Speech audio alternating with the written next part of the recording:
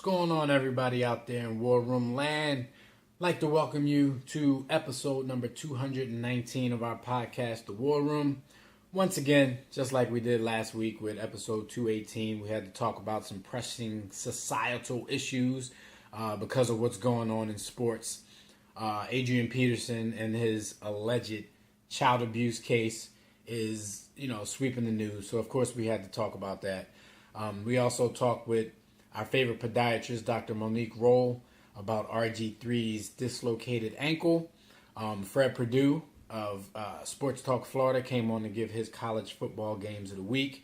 So just sit back, relax, just chill with us. Listen to what we have to say about this serious topic in society.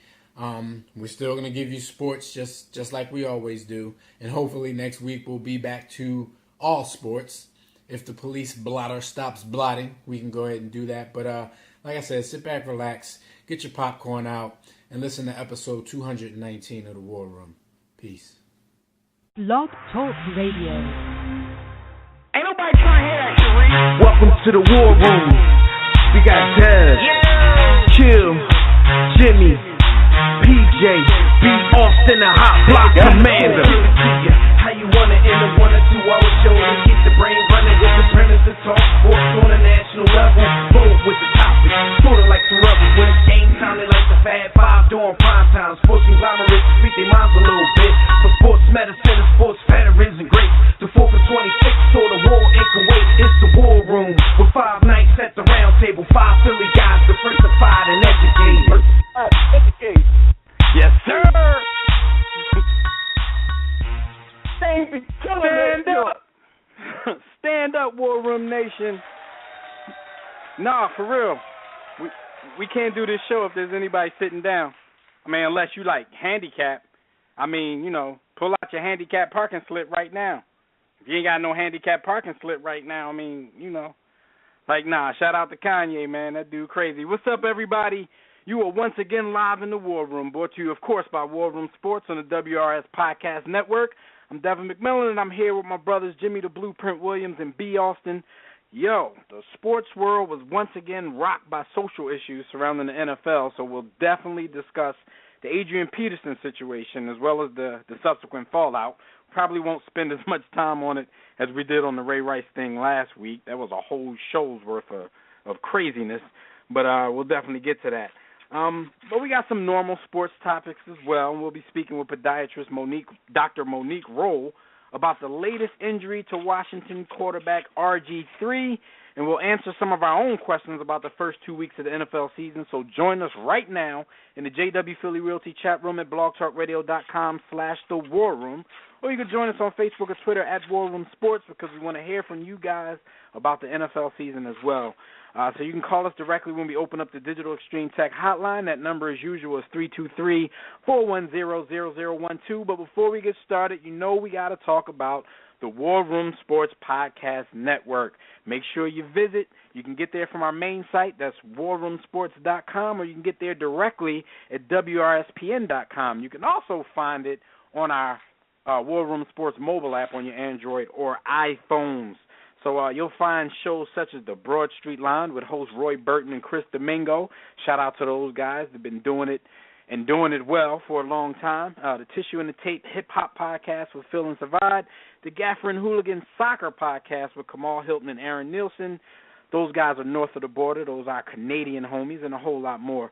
You can also check out the listings at fatsradio.com. That's PHATZ radio.com. Why? Because fatsradio.com has in syndication every sports show on the War Room Sports Podcast Network. Our show airs there, The War Room, Sundays and Tuesdays at 3 p.m. Like I said, check your listings for all the rest of your favorite WRSPN shows. Fellas, we got more NFL bull jive. What's going on? What's up? How's y'all week? Yo, you think I ain't spanking my kids? You out your mind. I'm just trying to stay out the way, man. You know what I'm saying? I'm trying to stay out the way, man. Yo, I think the whole thing is a conspiracy. We're going to get into that later on, man, because, I think all this behavior has been going on, but they try and get the attention away from Ferguson. No, man. We won't get into this later, man.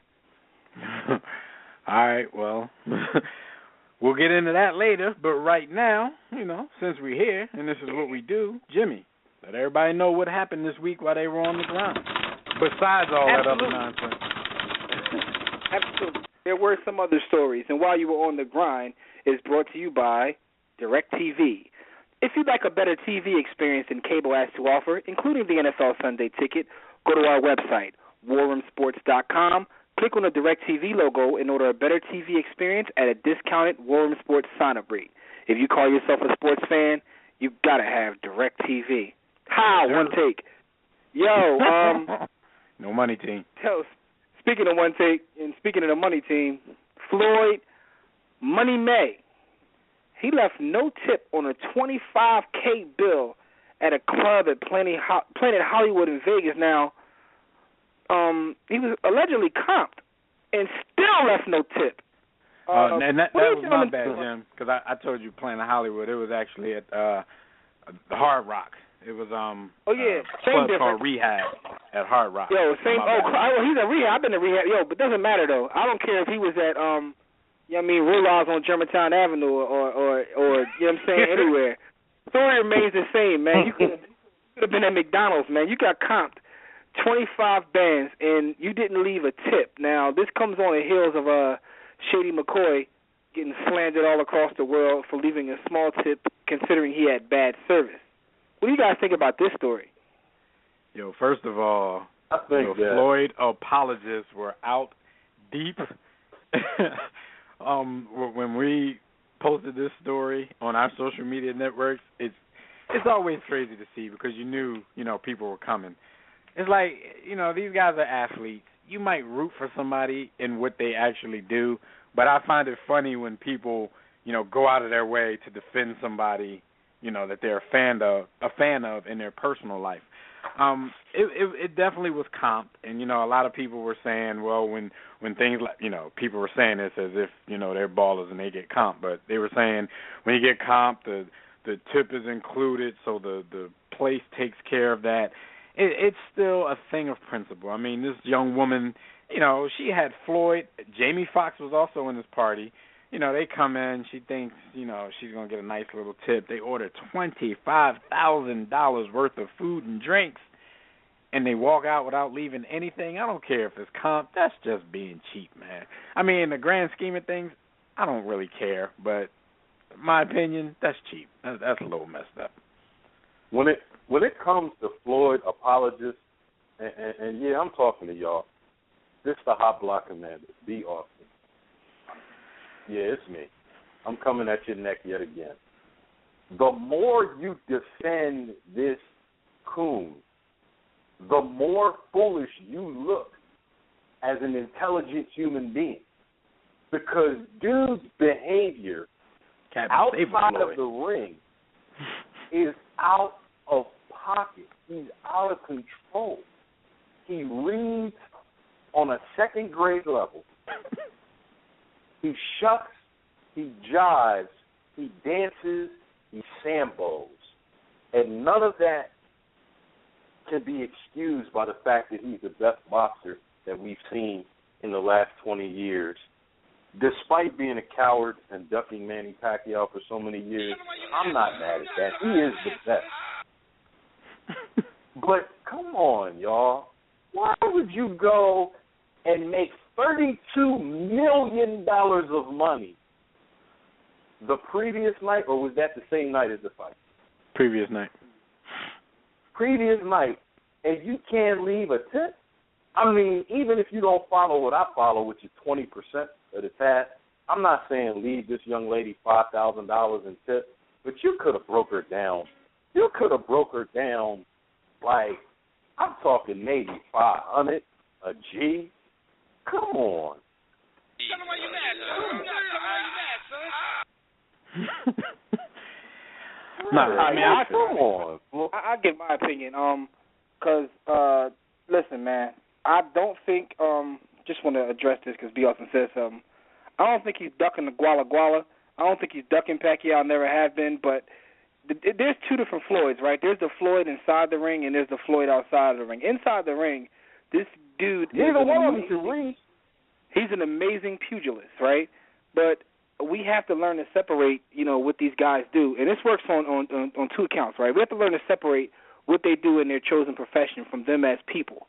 Because you enjoy what someone does in their chosen profession doesn't mean you have to take up for some of the stuff they do outside of that arena, because this is inexcusable. I mean, although it isn't required, because a tip is never required, I mean, it's still the right thing to do. Yeah. You know what I'm saying? Regardless. And that's my thing. Because you enjoy him as a boxer doesn't mean that you take up for some of the foolishness he does, because although I don't think he was ducking the Guala Guala, I still think he's a coon. I mean, and that's just my opinion. But this works both ways. I mean, you see guys who will diss what they do in their chosen profession based upon not liking them as a person. So it works both ways, but y'all got to chill. Both y'all got to chill. Like, learn to separate that, man. You could be good at what you do and still be a coon or a loser.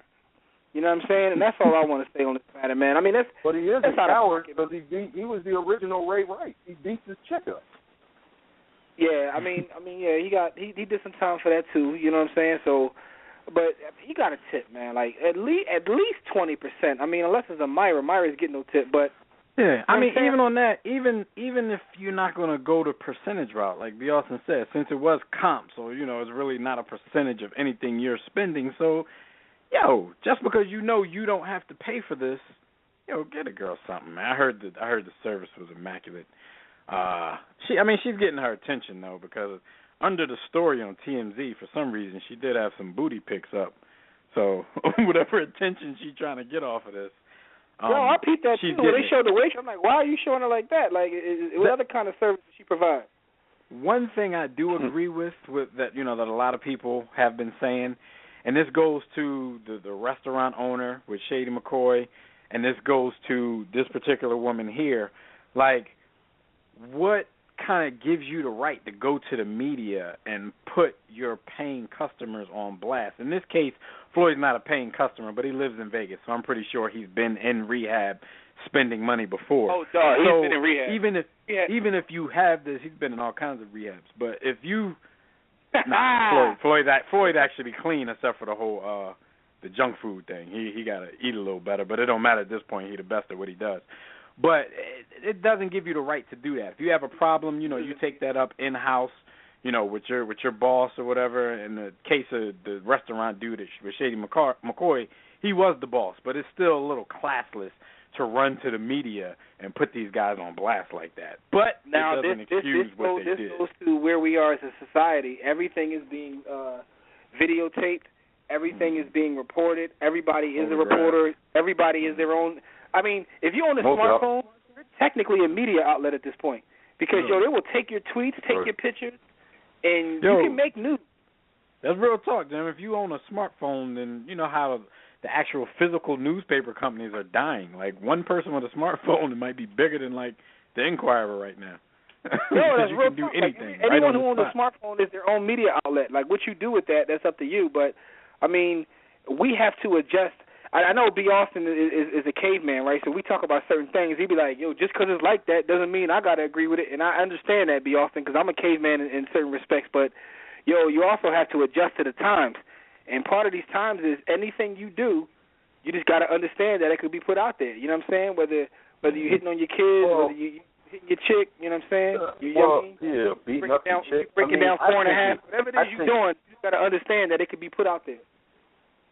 But because our job is not only to report the news, but to interpret the news and offer our editorial commentary, I'm analyzing the whole situation. So I'm not necessarily – I think it's very corny and classless and Bush League for the owners of these establishments to put these guys on blast. But I'm not completely mad because I'm going to take advantage of it, and we're going to talk about it. So it doesn't excuse the behavior of one individual because the next individual did something Bush League. Because in this case, it's two wrongs, and it made it right for our news cycle. So, no doubt. But look, to save some time, I'm gonna just go ahead and get Floyd and the chick, for putting him on blast after she got stiffed. I'm gonna go ahead and get us to them.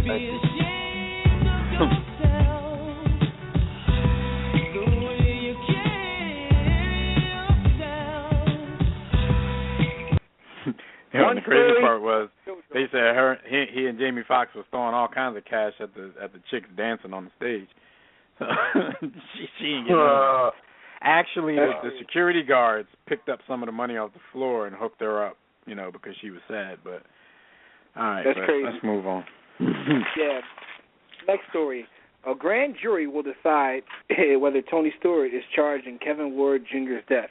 How do you guys feel about that? Yo, I still feel the same as when I did, man. I still think it was reckless for everybody to, you know, just come out and call that dude a murderer, acting like he did that on purpose. There was a lot of circumstances that went into that, and, you know, I'm not a big believer in humanity, but I still can't imagine that this dude, you know, would purposely drive into that cat. So I don't know what the grand jury is going to come up with, but the district attorney, Michael Tantillo, said he made the decision to present the case to the grand jury after reviewing evidence collected by the sheriff's investigator. So he could have made the decision himself not to charge him, but he's going to take it to a grand jury because, you know, some people out there do think that there could be a case against Tony Stewart in this, but how they would, you know, how they would make that distinction is way beyond me. So I'm just going to sit back and watch, see what happens. Now, I disagree with Dev because I think he murked Ball. Now, I think he was trying this to scare dude, but I think he murked him. But with that being said, I still don't think it's a way they can you know, they can prosecute this. They can try to take it to a grand jury all they want to, but there's really no way, in my personal opinion. You know what I'm saying? I am not an attorney, although I did attend law school, but I'm not an attorney. But what I'm saying is I don't think they could prosecute that young man just because. How can they determine intent? That's exactly, unless Tony Stewart going to dime on himself, like unless he got Derek conscience. Unless he got Derek from Big Brother on there interrogating him, I don't think he's going to like come clean. So for those who watch Big Brother, you will get what I'm saying. For those who don't, FOH. But I just I can't see it. I can't see it happening. But at the end of the day, man, yo, he murked that boy. I believe that in any case where there's a loss of life, whether it's gross negligence or intent, there's a measure of culpability. The difference between it being negligence and intentional, premeditated or active passion, whatever, the difference there is what I feel should manifest itself in the punishment that's meted out. There's no way to determine intent, in my opinion, in this case. So it has no reason to show up in a criminal court. B. Austin, I don't even see. You're saying just negligence. I don't see a way that you can even determine negligence on this. I mean, you got a dude running out into the middle of a damn dirt track, like I don't even see how they can determine negligence because they don't know what he was doing behind the wheel of his car. I can see negligence because no matter what, you have to steer clear. I think, and I'm not saying that this is how you feel or how even Stewart feels or race car drivers would feel, but I feel you have to do whatever is necessary to avoid that human being. You're dealing with a 2-ton vehicle, and he's How do you know? pounds? How would they determine at what point he saw this guy? How would they determine that? Yeah, it's a dark sprint car race. It's dark outside. It's dirt. Right. It's a dirt track. I just don't see how. No, even if, like Jimmy said, even if his intent was, you're gonna run out in the street, I'm gonna mow him down.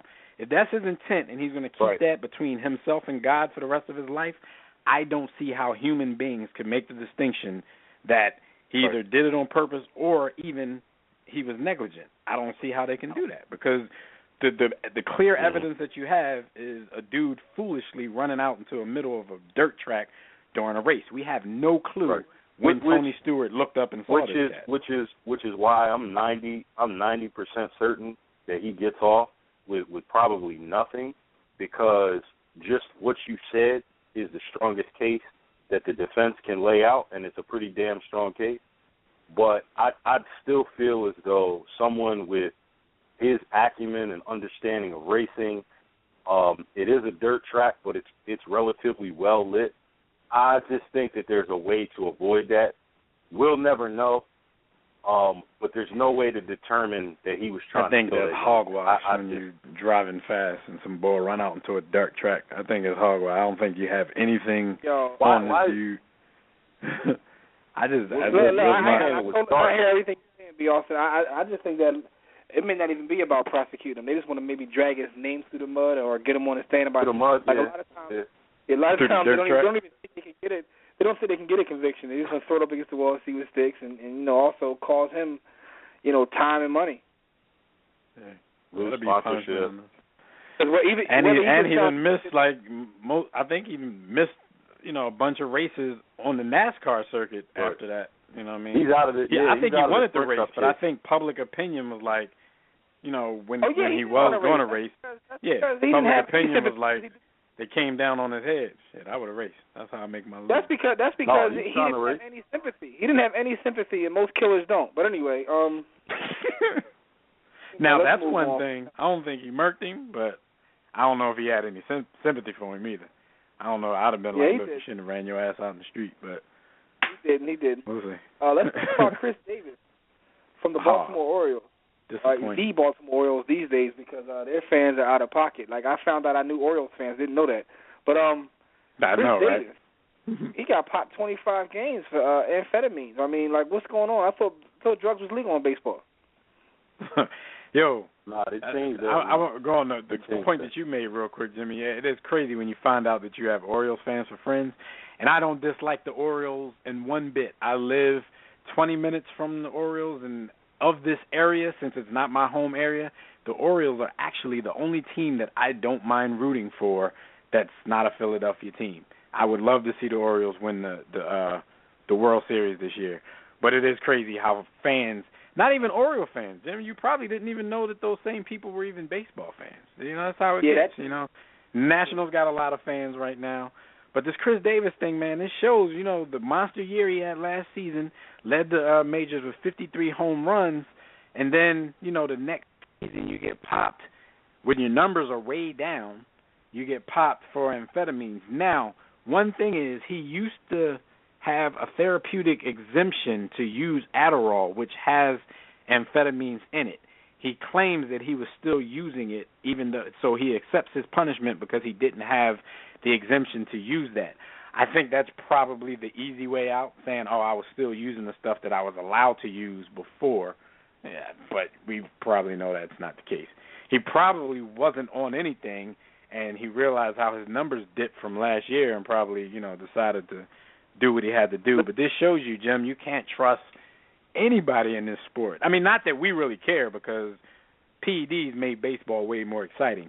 But as far as the trust factor goes, anybody who pops onto the scene and has, monster statistics, you have to be leery of them. And Chris Davis just proved that, just like my man, Braun did and all them other cats. Free Chris Davis.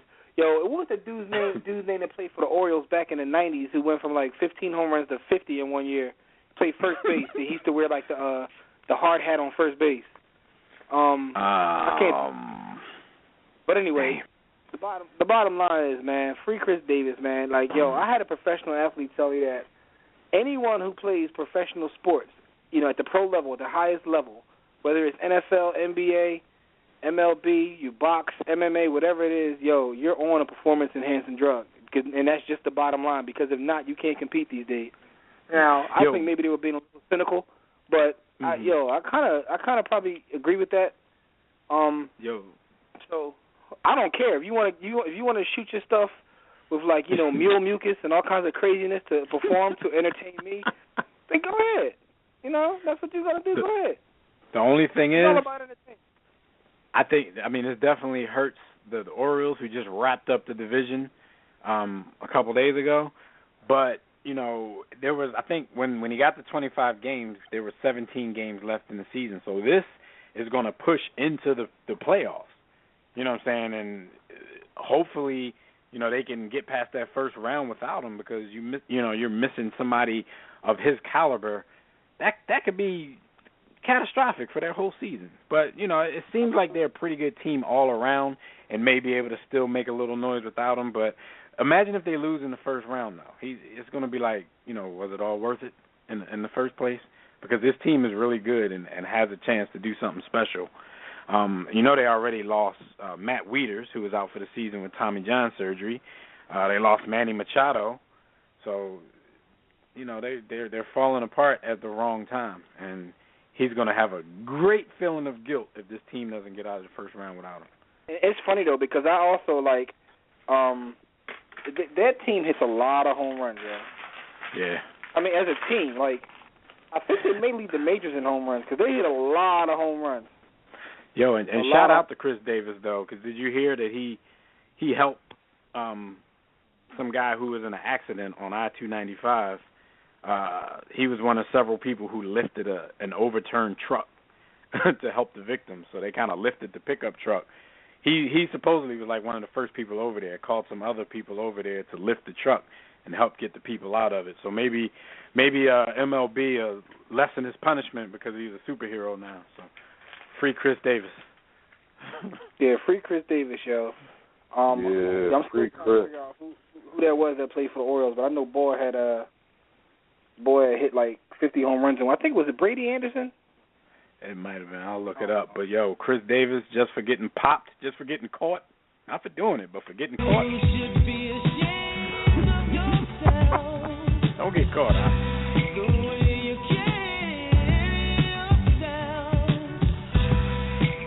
Yo, I think it might be Brady Anderson because Brady Anderson had like 50 home runs in one season, but as a career has like 200, and he played like 15 years. Yeah, how you do that? That sounds suspect. How you do that? Like, what happened that one season that all of a sudden you hitting everything out the park? FOH, yo. But anyway, well, no, man. Brady Anderson was an outfielder, though. Was it an the guy you talking about? So it wasn't, yeah, it wasn't him because the boy that played for the Orioles. We got Casey Mack. Casey Mack said it was Brady. Casey Mack said it was. It was Brady. All right, maybe I'm Yeah. just mistaken. I thought he played first base though, because I'm pretty sure. Was it Brady Anderson used to wear the hard hat at first base? I know Casey Mack is a baseball fanatic. Mm-hmm. Anyway, I know Casey Mack. Go ahead. I'll let you know if he. Let's. We got a couple more stories I want to get to real fast. One is another man I want freed. Free my man Jameis Winston, man. Jameis Winston was benched for the first half of the Clemson game. Shout out to Frank. So this is the kind of punishments he used to give us. Jameis. Yo, he allegedly got in. He was in the cafeteria, got on the table, and shouted out some vicinities how he wanted to f a young lady right in the pee. So, isn't that what he's supposed to do? Free that man. What y'all got to say about Jameis Winston? Go ahead, B.L. Jameis seems to these type of things seem to happen to Jameis. Jameis has a problem using his common sense. And I'm not mad at him completely because this does sound like some antics that at least one of us on this show would try in our college days. No I'm comment. not completely mad, but you got to know that you're Jameis Winston, and you just can't do that. Shout out to Florida State for the smack on the wrist and the dumb punishment of suspending him for half a game. Shout out to them for that. But I don't know. I mean, he's just saying what he wants to do. He's expressing himself. He's telling the truth. He's being honest with the young lady. And that's all I got, fella. Yo, but the punishment is like one of those things where Florida State is just trying to prove to the public that they quote unquote care and wanted to do something, but it was a Travis Sham mockery of a punishment. I'm not even saying he deserves to be punished, but I'm like, if they're gonna do it, like, come on, a half a game.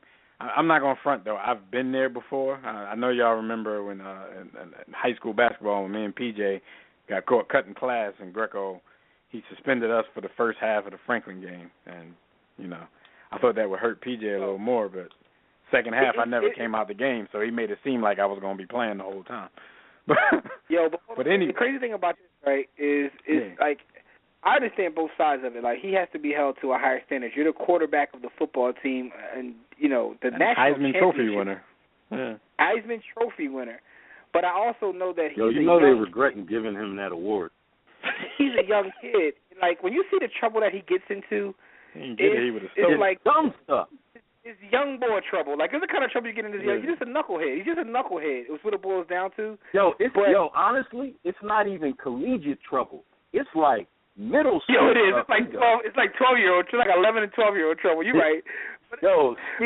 Stealing out the gas station. How do you get? It's some crab legs though. Hold on though. It's like knucklehead trouble. So on the one hand, we've all been young. We've done dumb things, and there's also a thing called like groupthink. And I think that males suffer from this worse than females. When a group of guys gets together, we all become like 13. I mean, it still happens to this day. We all start bugging when we get together because that's just what it is. There's no way around that. So him being like our cabin trip every year, our annual cabin trip, it's like a bunch of teenagers. Comedy, Like, and that's what I'm saying. It's like a teenage, it's like a class trip, I mean, damn, to be honest, a cabin trip, whenever Dev and I go to like IHOP or a restaurant, that shit is like the lunch table anywhere we go as a group, it just happens. Like, so I understand that, right? But then it's like, not the stuff he does. But it's like, listen, man, I've been in a college campus. I went to college. I went to a HBCU. I've been in the cafeteria. So I've done things a lot worse than staying on and I got a hand. Never mind. Let me shut up. But all I'm saying is free Jameis Winston, man. Like, the punishment is fitting. He didn't do anything that. And also, when you look at other kids his age, some of the stuff they doing across this country, oh, man. See, that's the only thing, though. Like, I can relate to him. But at the same time, I've never won the Heisman, and I've never been the quarterback of the number one team in the nation. I've, never been on TV every week. So there are some responsibilities that he has in his position. But at the same time, we can't say that they went hard on him because they didn't. He got a half a game in a game that they should win. But, Clemson might be able to make it interesting in the first half while he's not there. He said, first of all, I want to apologize to the university, my coaches, and my teammates. I'm not a me person, but in that situation, it was a selfish act, and that's not how you do things around here. I want to apologize to my teammates because I have now made a selfish act for them. That's all. So he made his apologies. He's going to sit out the first half. The crazy part about this is on Mel Kiper's big board, in 24 hours, he's dropped from the number 3 prospect to the number 25 prospect. Mel Kiper be overreacting, Mel Kiper be overreacting. Mel Kiper's the reason that Michael Sam barely got drafted. Mel Kiper be tripping, man. He is off the chain, he's off the chain. Mel Kiper don't like the gays, and Mel Kiper don't like you to do nothing fun in college. And that's what I'm saying. Like, even some of the most conservative people I know as an adult is like, in college, it's a whole different ball game, man. Like I saw a friend of mine I went to school with, and he did everything wrong under the sun outside of the classroom, and he's like a professor now. I said, how are you teaching somebody? But at the end of the day, man, at the end of the day, man, like, and some of our younger listeners, man, y'all parents was bugging in college too, man. Everybody, that's where you grow up, man. We were bugging. So let me. My friends from college. Come on. So we'll get this to you, man. Even though we relate, so it's not just for you, Jameis. It's for the stuff that we did back then. We should be ashamed of ourselves. Yeah, we all should.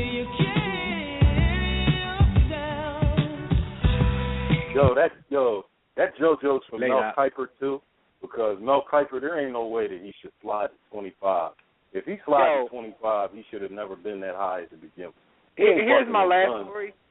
Yeah, because you had a sexual assault, allegation, but that didn't drop you. But saying this on the lunch table drops you to 25. That's kind of weird to me. But my bad. Go ahead. Here's my last story real quick, man. Like, Magic Johnson, my favorite athlete of all time, he built up enough capital to beat, HIV. But even more amazing than that, somehow LeBron James has built up enough capital to make his hairline reappear. I don't know how, but... Did y'all see that photo and the video I posted for y'all? His hairline... We know we're from Philly, so we know the tricks of the barbers and all that kind of stuff. This is not Beijing. This is not the little spray when they put the index card and shape and sharpen you up front. Yo, he has thick hair growing around his hairline. Like, where'd that come from? How do you come back from that? Of course he did something. He paid for it. I think it, like the woman said on the video, man, that might be one of those joints where he transplanted hair from another part of his body, probably his beard, because I don't think he had it anymore in the last photos that I saw. And my man got some yucky put the top of his head, yo. I don't know, Brown's strong with it now. No more headbands, yo. You should listen. The one thing I can say about Mike, man, Mike just made it cool to wear baldy. Because a lot of cats don't remember when Mike started going bald. Mike's hairline was terrible. Yeah. It was so terrible, in fact, that he was like, yo, I'm just cutting it all off. Like, it wasn't, people forget that it wasn't cool before, like, Mike and the Fab Five to rock a baldy. Like, they made it cool. Like, it wasn't cool back then. Mike was so... Karl Malone had the Rogaine commercials, but I don't really think it worked for him. Mike hairline was so terrible. He was like, yo, I'm just cutting it off. Like, I don't even want to deal with it no more. And that's what I thought. And that's what I thought that LeBron would do. He would just, as Charles Barkley would say, he would just come on home. But see, that's him doing this is a function of this new generation, these new cats, these new and ninjas. Like, Jimmy already said, he knows where I'm going. I mean, these guys are so vain. That's like getting a weed. LeBron got a weed. Like, LeBron got a weed, yo. See your hairline? Come on, man. Just go bald. Just rock the baldy and the beard, man. But this is a different time because he got to go onto his smartphone every day and see everybody in the world commenting about it. Mike ain't had to deal with that. You know what I mean? True. He ain't had to deal with the ridicule. I know and all Jeff that ain't kind of making stuff. an excuse for his softness. Hey, I'm just saying, man. Put it like this. I'm telling you, we already know he's a sensitive cat. So if he got to pick up his phone every day, if he got to pick up his Samsung every day and see 60 million people commenting on his hairline, I can see how it gets him to this point where he's going to do something about it. But he's going to be more ridiculed for it, like, magically reappearing. Like, now it's more jokes because he did it. But I guess he's like, look, I'd rather take the jokes from that joint coming back than for it going away. So here's the thing, right? He would have looked better man. Just doing the baldy unless he got a real lumped up rock head, and that's what he's. But here's that's the reason. He don't look like he don't look like his head is round. So he probably had to do what he had to do.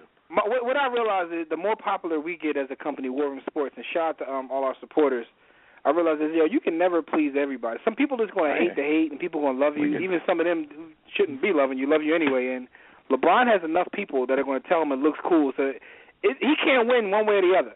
So what's the difference? But Jimmy, that's a two-way street. You're exactly right. So no matter what he did, it's about loving himself because he could have. Maybe that's what makes him happy. He don't want to rock a mohawk. I'm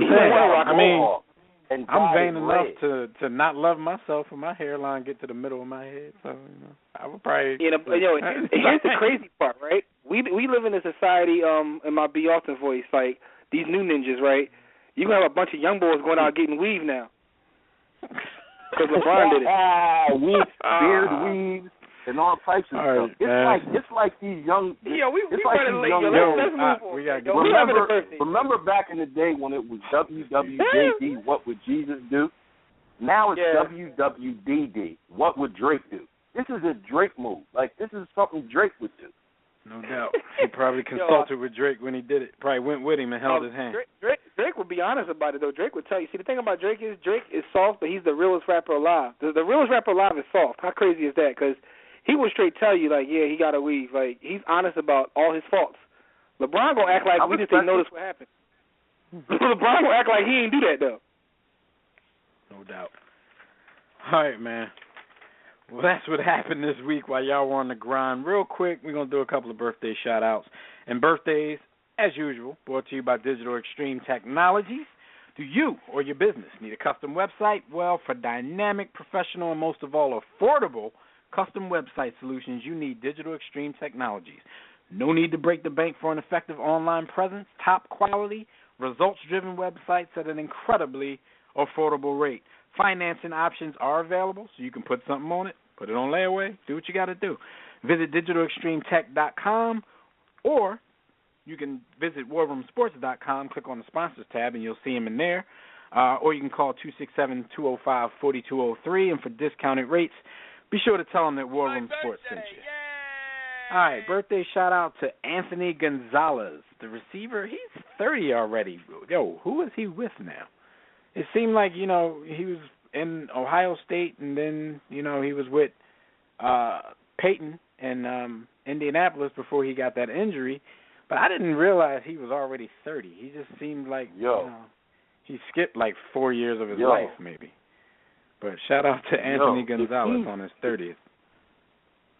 If he's 30, that means we definitely getting old. Cause it just seemed like he was just in college. Yeah, seemed like it. Shout out to Lance Armstrong. He turns 43 today. Strong. Ryne Sandberg, Rhino, now the Philadelphia Phillies manager. He turns 55. Rick Pitino, stay away from him in restaurants, ladies. He turns 62 today. And Scotty Bowman, he holds the record for the most wins, most coaching wins. He's 81 years old today. So shout out to all of these gentlemen. And real nice quick, big salute for their birthdays, Leroy, man. Happy in, birthday. Right? It's my birthday. You know we got to chime in. Tony Kukoc, Dennis Johnson. All right, shout out to Tony Kukoc and Dennis Johnson. Because I ain't care. Side note, Jada Pinkett. My bad. I told everybody that Scotty Bowman holds the record for most wins, but I didn't tell them what sport. For the people who doesn't know, he was a National Hockey League head coach, and he holds the record for most wins in league history with 1,244. But real quick, everybody, before we jump into these hot topics, man, y'all can check out our website at warroomsports.com. While you're there, be sure to sign up for the War Report. That's our weekly newsletter. Browse the site. Click on the Contact Us tab if you need to talk to us about anything, do some business with us. For general inquiries, email us, info@warroomsports.com. Click on the Memorabilia tab, buy some stuff. Click the Blog tab, read some articles.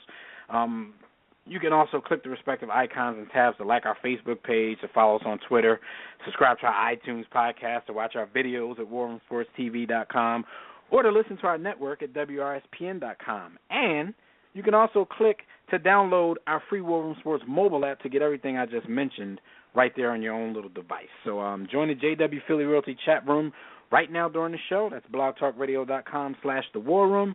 To enter the chat room, just sign up for a free profile on Blog Talk Radio. If you don't have one, if you don't want one, you can sign into your Facebook and Twitter accounts. While you're there, make sure you click follow so you can get updates and reminders about the show every week. We're going to be taking questions, reading posts from Facebook, Twitter, and the chat room during the show. To call in and speak with us, dial the Digital Extreme Technologies hotline, which we're opening right now, to talk a little Adrian Peterson. That number is 323-410-0012. Press 1 when prompted. If you're already listening from your phone, just press 1 if you want to talk. So go ahead and give us a call now if you got an opinion on this Adrian Peterson stuff or anything else going on in the NFL right now that's not football related. We'll talk about football a little later, but we got to get this craziness out of the way. So hot topics as usual, brought to you guys by Audible. Is your schedule too hectic to read as much as you want? Well, try audiobooks, kick back, and let someone else do the reading for you. All you got to do is visit Audible, sign up for your free trial at audibletrial.com/warroomsports. In no time, you can be listening to the latest bestsellers, hands-free, stress-free, while getting other things done at the very same time. You can be driving, cooking, doing some other stuff, the stuff Jimmy used to do in the cafeteria in college. You can do whatever and just let somebody do the reading for you. All right, fellas. Adrian Peterson, we know, has been indicted for basically what amounts to child abuse. We see the photos circulating of his then 4-year-old son with welts all over his body, his legs, his upper legs, lower legs, his butt. They said he even hit the dude in his nuts by mistake. What do you guys? What were your preliminary thoughts on this situation when it dropped? We all know that they deactivated him last week. He sat out. He was all set to play this week. Public opinion got strong. Sponsors started to let their voices be heard, and the Vikings kind of reneged on that and put Adrian Peterson on the exempt list, a list that just popped out of nowhere that a lot of people haven't even heard of before this week. Now they're using it for like 16 players. What were your thoughts, guys, when you first saw this whole thing? When I first saw, I got a lot of thoughts as a father, just as a human being. Being completely honest, I looked at it. I said, there's a 50% chance. What I thought was, child abuse never came to my mind. Right. I thought, here is a angry father who disciplined his son. Old school and discipline. Was a little too stern. Old school discipline, a little too stern, and it got a little bit out of hand because he didn't take the time to cool off with whatever was upsetting him. And right. I will credit War Room listeners. I will credit my brother Dev for offering an alternative perspective, something I've heard before and considered, but haven't necessarily given as much credence to in recent times. Now we're all, we're still relatively young, but we have families, we have children. I've got a son who's 6, a daughter who's 10. So discipline is something that goes on in my household. And the point that you made on social media surrounding our discipline, particularly in the black community, having a direct lineage from not only our parents and our parents' parents, but the way people were disciplined throughout slavery. And some of the elements of slavery being present in the way black people discipline their children today. And those points were very, very valid, and I definitely want you to go into sharing them with our listeners. But I do think sometimes we are too quick to jump to violence, what amounts to really being violent, as a way to discipline our children. They are disrespectful at times. Kids are testy. It is what it is. And our response as a consequence to their disrespect or obstinance is to physically discipline them. Well, that physical discipline in their mind can be interpreted, or really is violence. And so how can you raise a child to be a productive adult that looks at violence as an ultimate wrong and only to be used in the direst of circumstances if, when they see in their household that violence is an option for disciplining them? Now, I don't want to be a hypocrite. I don't want to be a hypocrite here, because spare the rod, spoil the child. It comes from the good book, and I definitely live by that. I have spanked my children, and they probably will get another spanking from me at some point in time. I think the difference between what I do and what Adrian Peterson did, and even what my mother and father may be guilty of, is I never punish my children when I'm angry. Whatever it is that they do, I talk to them, I send them to their room, I cool off before we enter the mode of discipline. And when we do get there to discipline, we're always going to have a conversation before the consequence and a conversation after the consequence. And so I think that he lost control a little bit of himself, and he punished that little boy when he was angry. Was his intention to leave whelps on his body? I don't know. I don't believe so. I want to believe that wasn't his intention. Did he go too far? Yes. Yes. But, I think it's a very thin line, that you can cross, because we talk about child abuse and we talk about the main determinant being intent. Now, you can You can go into something without intent, but then, you cross that line where, you have photos like the ones we saw of Adrian Peterson's son, and even if that wasn't intentional, that's what ended up happening. So that line between, just discipline and maybe child abuse has been crossed. Now, I know a lot of people who listen to us tonight are not going to agree with a lot of the stuff that I'm saying, because I've noticed, and it didn't just come up this week with the whole Adrian Peterson thing, but since it's fresh in everybody's head, those conversations are being had over and over again. But all my life, especially with the new methods, quote-unquote, the new methods to raise children, to discipline children, we always hear, especially black people, kind of wearing as a badge of honor that their parents used to beat the holy hell out of them.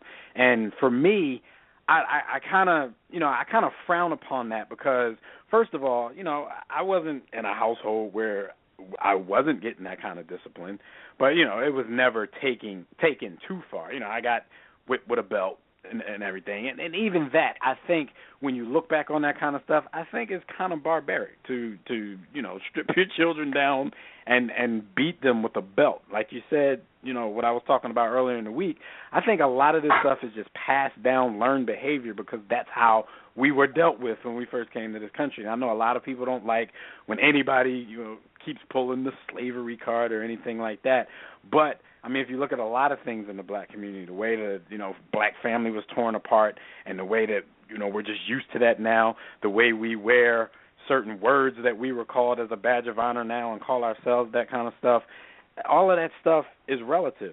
So even though I was disciplined like that, first, what I'm saying about people wear it as a badge of honor because they always hear them. First of all, it turns into a contest of can you top this? Like, yeah, my mom used to hit me with the belt. Oh, my mom used to hit me with the extension cord. And then you had the dudes. Oh, my she dropped the car on me. Yeah, she just broke the Atari 2600 over my head. And then it goes from there on. My mom shut and stopped beating me. So everybody's proud of the barbaric method in which they were dealt with as kids. Like, I'm not proud that I got beat with a belt. I look back on that, and I still love all my parent figures to this day. I know they did it out of love and at least thought that was the methods they were taking out of love. But when you think about it, it's very barbaric to do so. And I think, and I don't want to judge people, you know what I'm saying? This is just my opinion because of what I'm trying not to do with my kids. I think it's kind of lazy. You know what I'm saying? I think it's lazy parenting to just resort to that, especially if that's what you're resorting to right away when your child does something. I mean, you can, like me, I got bars for days that I'm going to spit at my little knucklehead, and I would rather my children respect me than fear me. I want them to eventually get to a place where, in their mind, disappointing me is going to weigh on their conscience way more than it's going to hurt me. So, you know what I'm saying? You can't be lazy because you need the patience. Raising children, even though mine is only 3, I've seen other people do it, and it's in 3 years, it's difficult. You got to keep doing stuff. You can't be lazy. You can't give up. You got to, whatever method you choose, you just got to keep going that way because I think, to get frustrated, and I get frustrated a lot, but if I just got frustrated and just, hit the dude every time he did something wrong, I think that would be lazy on my part. So, let Jimmy give us his preliminary story before we get more into it. I definitely want to hear from you real quick. I just want to throw one thing out there, and it's a theme. Hurt people hurt people. Go ahead, Jimmy. There you go. Yo, I just want to say a couple things real fast. Dev brought up a great point in terms of, like, being afraid to let your parents down because I'm going to be perfectly honest, I never got beaten as a kid, but I had that fear of letting my parents down. And, some would say I still suffer with that, so I guess that's kind of traumatic, too, when I think about it. Anyway, and to our listeners, though, I don't about that. Like, I have no kids. I have no kids or sons other than all the podcasters and bloggers always catch stealing my dish. Y'all all my sons. But the crazy part about this is the first thing I thought of when I heard this story, when I read it, was he was beating his son for hitting his brother. So as you were beating your message son, is were you that? telling him that you don't put your hands on people as you were whooping him? Is that what you're saying? Because this is all learned behavior. You're like, how are you hitting him for hitting someone else? Like, what are you teaching him? Because the one thing I know, and I do have a nephew, and I do have, a lot of younger cousins, one thing I notice about kids is, it's all learned behavior. I'll watch it, like for instance, my brother's son. I'll see him imitate his father with just something that he does as opposed to what he tells them. So kids imitate what they see. Like, so obviously AP was, this was done to him as a kid. This is learned behavior. But what are you teaching him?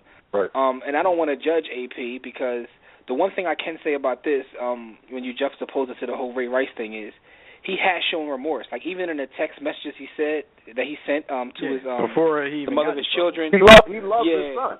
He said he was talking about just trying to discipline him and how he felt bad. So that's the one difference that I see in these two scenarios because, not trying to go back to the Ray Rice thing, but I didn't see any sympathy. The one thing is I saw sympathy, and he thought he was doing the right thing. So it could be a situation where AP needs help to learn how to control his anger and how to discipline his children. So as opposed to just like coming down on AP and calling him a terrible person, like I don't look at this that way because he has shown remorse and he needs help himself.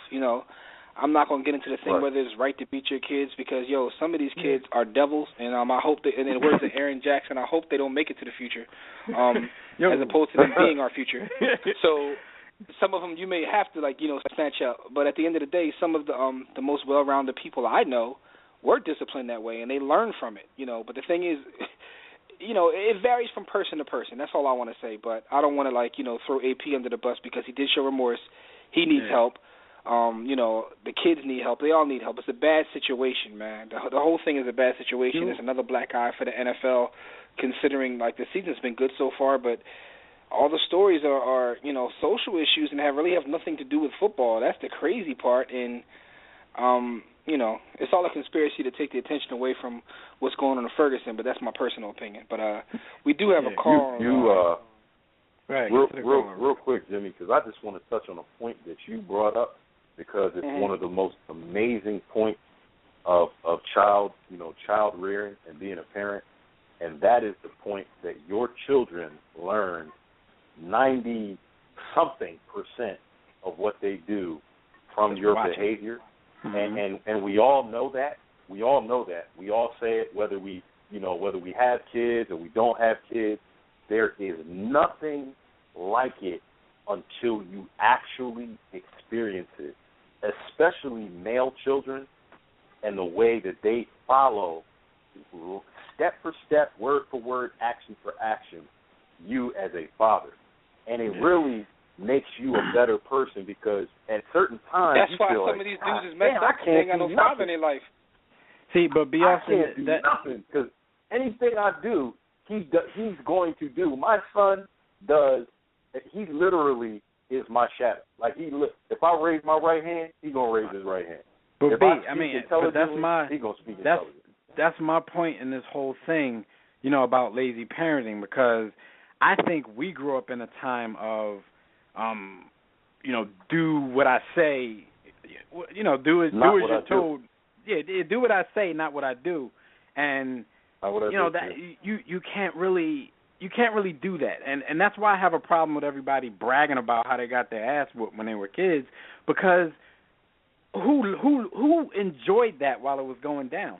So my thing is, I'm not perfect. I can get frustrated or whatever, and I've already admitted that it's hard work, but I don't want to be a hypocrite to myself and do things in my child rearing that I didn't enjoy from mine. So if I didn't think something was fair, if I thought something was harsh, why would I in turn do the same thing when it's my turn to be a parent?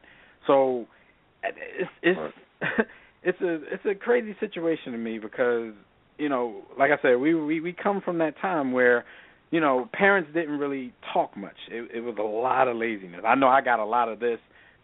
Why? Because I said so. Now you're not obligated to sit there and explain yourself to your kid, but it's sometimes there's a lesson to be taught in telling them why they can't do something or why it's bad to do this or, why you said something.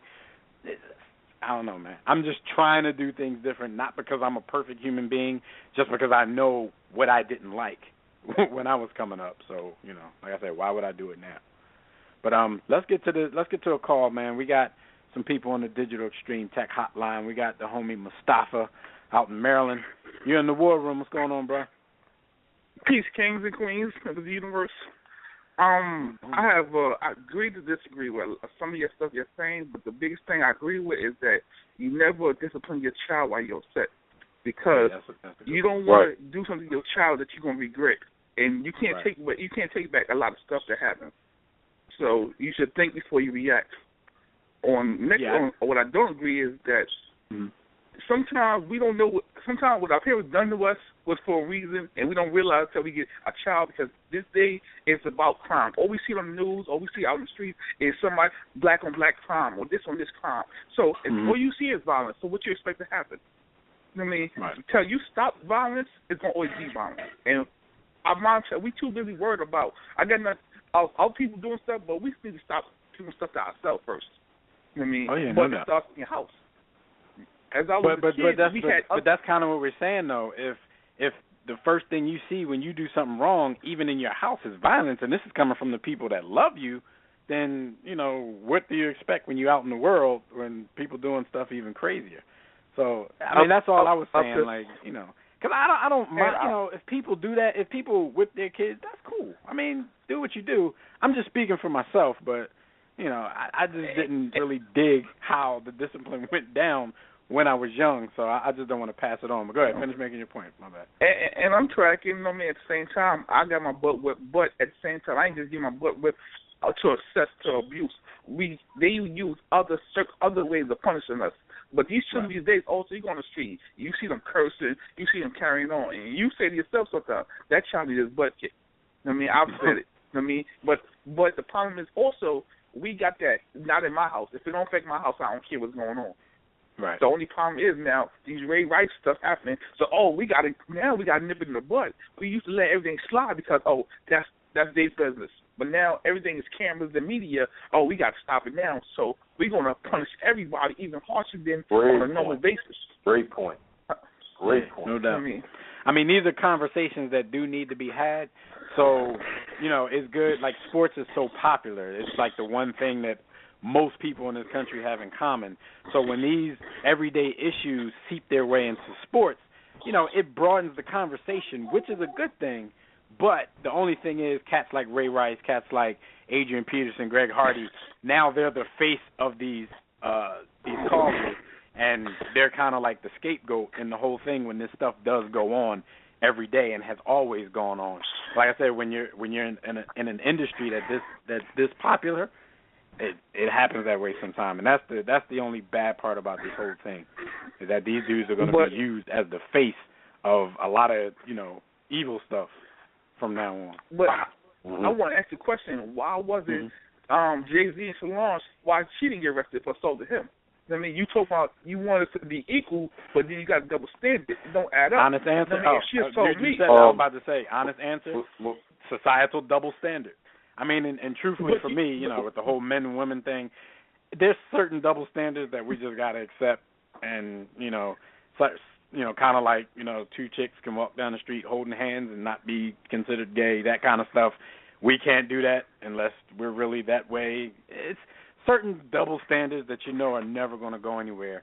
And the fact that we all know that 9 times out of 10 a man versus a woman is not a fair fight in the favor of a man, people don't take it seriously when a woman is attacking a dude, because they don't really feel that he's being threatened in the same manner as if it was twisted the other way. Now, if he's in the elevator trying to beat up on her, it's a whole different situation, because she wouldn't be able to defend herself if he really was upset and wanted to hit her back.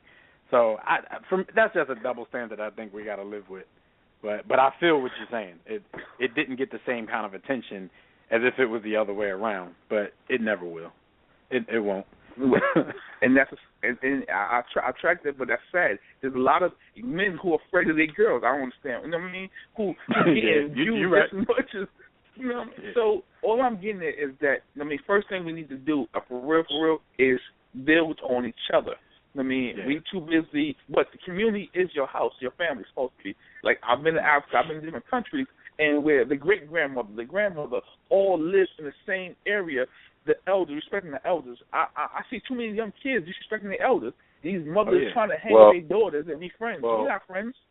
Take a ride on, like, any subway, in any metro area after school hours, and you're going to see all kinds of disrespect. And no, I'm not even going to front and stuff. I've been there as well, even though I'm trying to be the dude who changes the way I punish my child.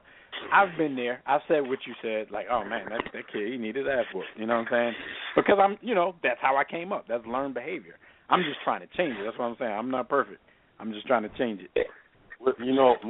Mustafa, you broadened the conversation, brother, and we definitely appreciate it. I think one of the things that you're talking about goes even further beyond disciplining our children into raising our children. And a core part of raising your children is disseminating culture. What culture do you belong to? Now psychologists, sociologists, anthropologists all have their varying definitions of what culture is, but the unifying thread amongst them all that we can take as a layperson's definition for culture is the way you live. So that's the principles, the values, the morals at a high level or even at a low level of how you live. And so without, a broadened community value system within society that families and people subscribe to, it's pretty difficult to instill culture into our children. So if the adults that are raising them are somewhat devoid of culture, then how do we instill those principles, morals, and values into the people or into the children that you're raising? A lot of times what I've noticed is when you look at different cultures, different ethnicities, we'll say, well, how do, certain Asian cultures or Latin American cultures, how are they able to come here and thrive? Are they better than us as African American diasporans? Are they, what advantages do they have? Why are they able to get ahead and we just are stagnant? It's not that they're a better human being as an individual. It's that they maintain their culture.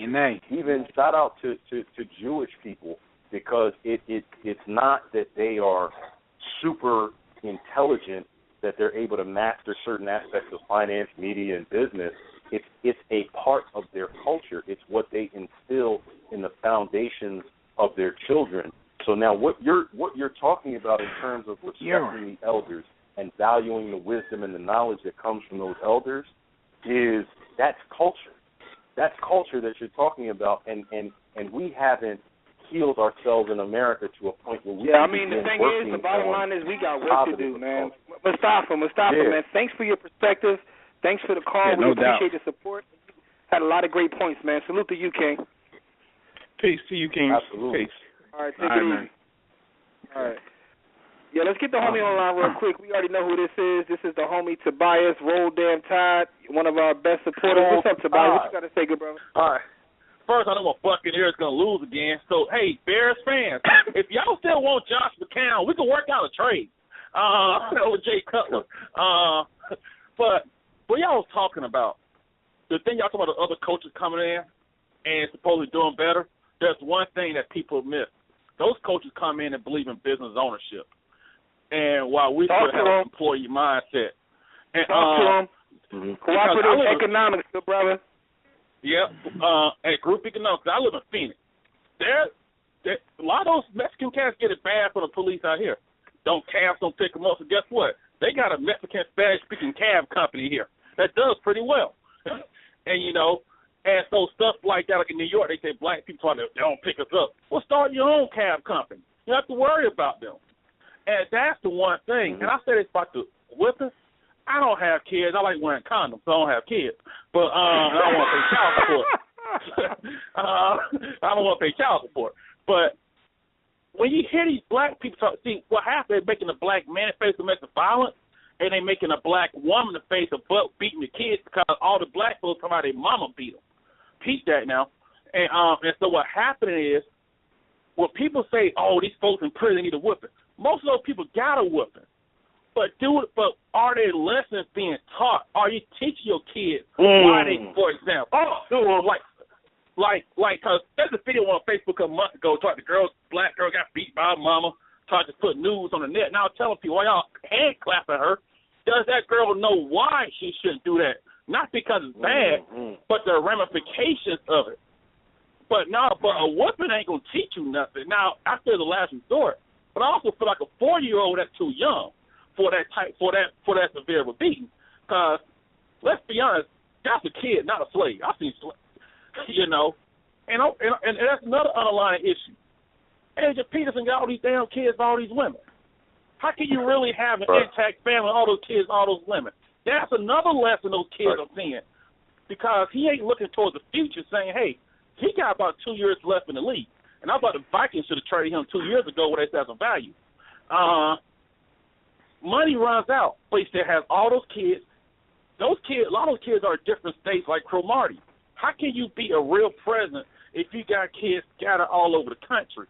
See, and that's the thing, Tobias. That's why he probably has to practice like what I call lazy parenting, because all of his children don't live with him. So he's seeing them during certain time periods, and he's trying to be the disciplinarian, trying to instill this kind of stuff. But he may have gone too far. Me, I personally don't. On certain things, I'm not necessarily saying I like when the law gets involved with, how somebody's disciplining their children, unless it's really, really over the top. But it's just a slippery slope, especially when you have photos. That's what we always talk about. If you got videos, if you got photos, if you got any new world type media, it makes situations that more difficult. But man, we got a couple of interviews that we got to do, man. So thanks for your call, and hopefully we'll talk to you again next week when we get some regular sports topics going on here. Roll Tide, baby. Roll Tide. Roll damn Tide. All right, man. Yeah, man. So, the situation is crazy, and the NFL is under a lot of heat for the way they're handling it, because a lot of people think, they're going back and punishing people differently after they get the pressure. But, understanding business, you have to understand where this pressure is coming from, because it's not just the fans. The fans, what fan reaction results in is sponsors having to take action, because sponsors don't want to be seen in a certain light by fans. So when you get, like, as far as the Minnesota Vikings go, you get the Radisson pulling out. And, you see the Radisson, when they have press conferences, their name is plastered all around the board behind them. They suspended their sponsorship. Nike and Castro suspended their sponsorship of Adrian Peterson. So it's not really just about the fans, because if the fans were to react and nobody was threatened as far as their bottom line, as far as the dollars being spent, then nobody would care what the fans said. So it's a misconception out there that everybody thinks that they're reacting because the fans are in an uproar. The NFL had Anheuser-Busch, which is their largest sponsor, $1.4 billion per year. They didn't suspend their sponsorship. They didn't cancel their sponsorship, but they put out a statement saying how they're disappointed in how the NFL has been handling things, and you have to take that serious when a sponsor of that size says something. Now, personally, I don't think Anheuser-Busch would go anywhere. I think this is just a PR move to make them, appear that they care, but at the same time, you never know when a company's going to call your bluff. So the NFL has to do what they have to do to protect their brand. I don't think everything they're doing to the actual players is fair, but from a business perspective, if you own a company, what are you supposed to do? So, and you got the Jonathan Dwyer stuff coming down with domestic abuse. You got the Hardy situation going on. So, Pete, did you hear about Jerome Simpson? Oh, yeah, Jerome Simpson. Is he back? Jerome Simpson back? Brandon Marshall. You got one of his ex-girlfriend's girlfriend coming out talking about old stuff with him. You got, John Elway's son had something with domestic abuse that I read a report on today. It's the league so it's like everything is going to get highlighted now. And he's not even in the league. but everything's going to get highlighted because it hit an organization as popular and as big as the NFL, so the whole country's talking about it.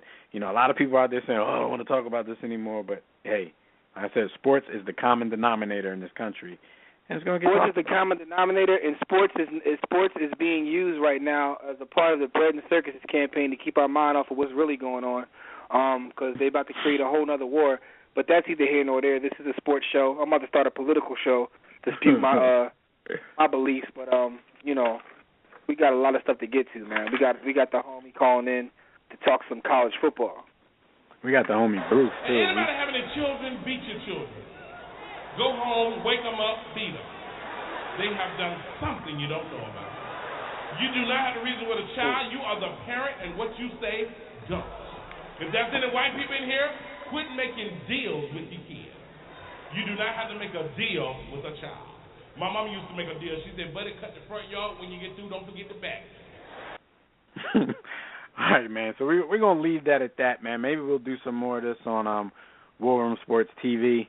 But, yeah, let's get into some college football real quick with our weekly visit from Fred Perdue. That's our Miami Hurricanes insider for Sports Talk Florida. He's going to give you his games of the week and his top 4 and his personal rankings. So let's hear the talk that we actually had earlier with Fred Perdue.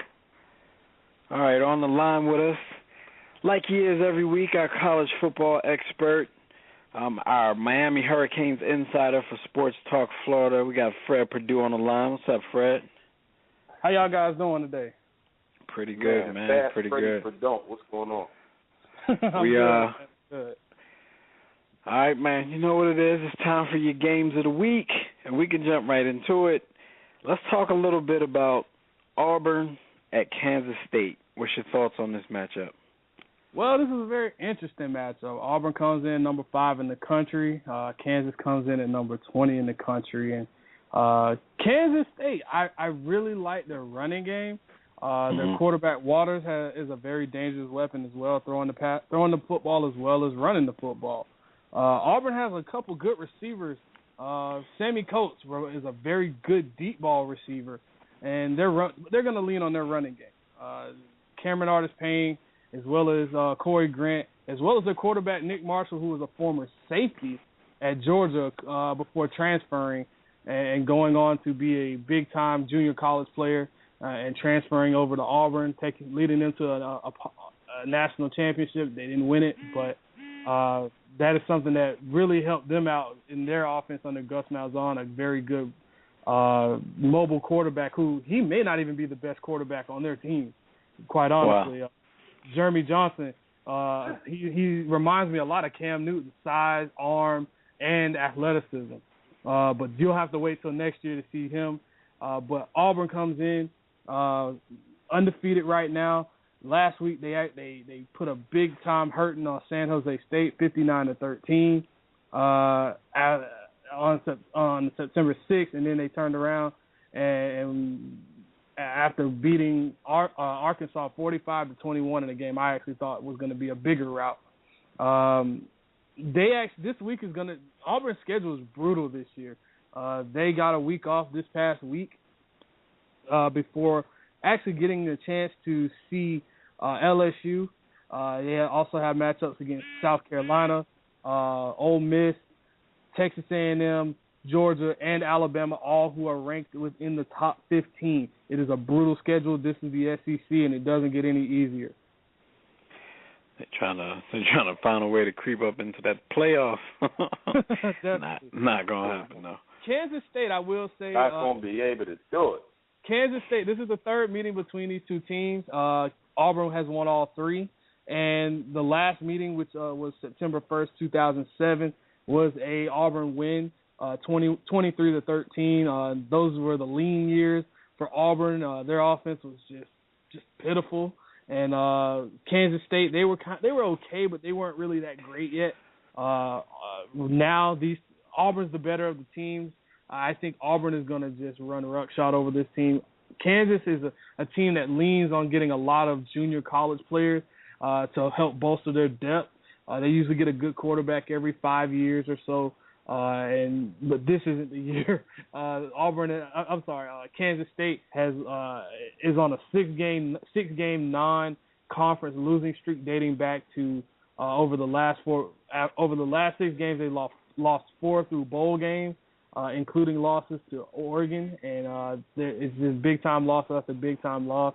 They're still a perennial power in the Big 12 with long as Bill Snyder's there, but I got to lean Auburn, man. Their offense is just way too explosive, and they're just going to run too many plays.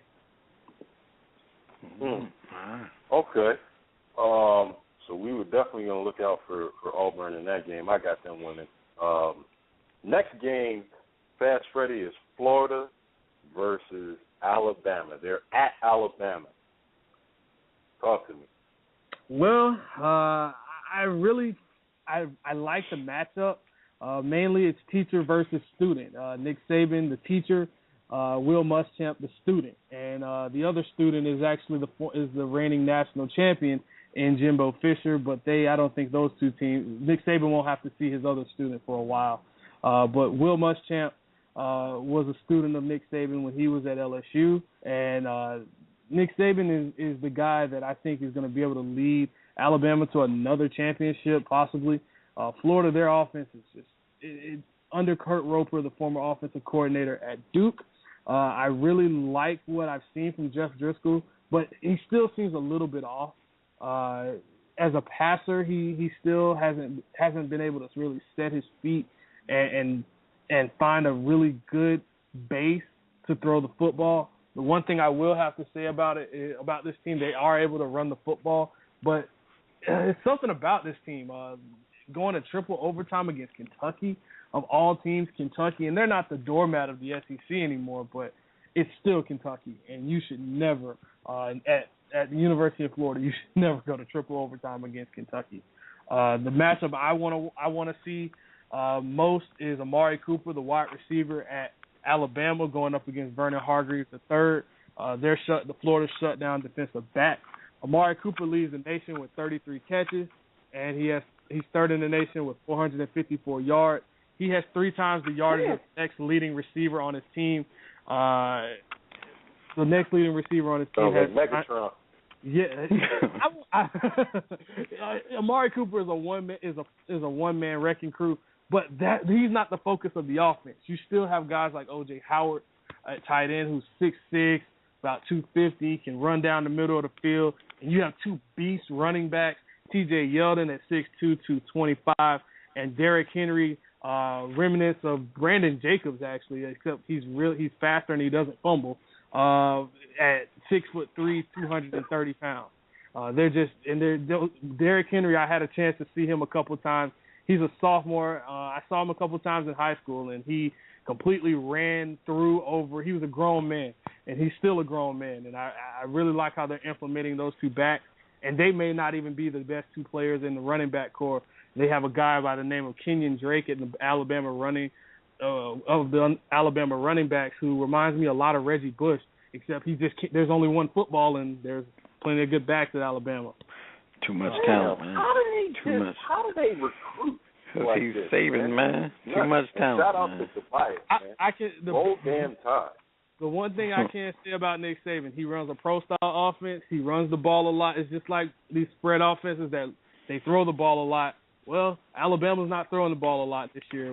Blake Sims, he adds another dimension to the offense because he can run versus what A.J. McCarron and other past quarterbacks could do. But when you have an NFL style of offense and you're just pounding the ball down people's throats, I think any running back would love to go to Alabama. Yeah, no doubt. Hey, look, the matchup that I'm most interested in, number 22 Clemson at the defending national champion Florida State.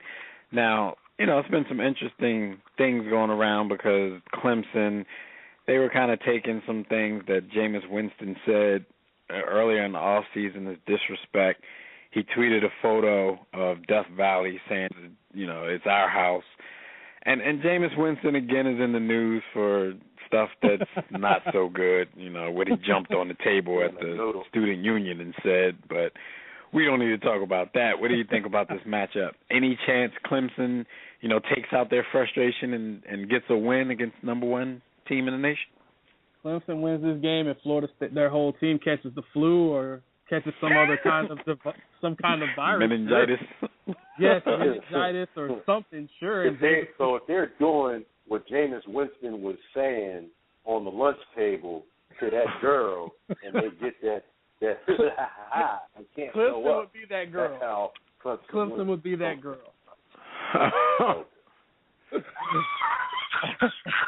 Florida State, this team is stacked on defense, and the offensive line is where I really just get excited with this team. And as much as I am most of you all know I'm a Miami Hurricanes fan, but I have to show respect where respect is due. Cameron Irvin, Matias, and the rest of those big uglies up front, they protect Jameis Winston pretty well.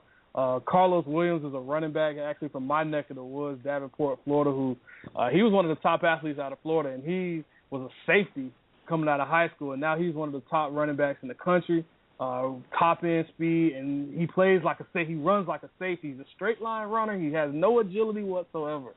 He cannot cut on a dime, but if he gets a straight head of steam, he will run you over and he will see the end zone in a very few quick seconds. Jameis Winston's going to light this team up. I really don't think Clemson has the firepower right now. Their best chance for beating Florida State was last year, and they came nowhere close. And it was in Death Valley last year. Well, it's in Doak Campbell this year, and I could see a score of 33-13, 42-14, something in that range. Florida State's gonna just completely obliterate this team, and Clemson. Hear that, Clemson? Clemson, get ready to be unranked because it's gonna get ugly real quick.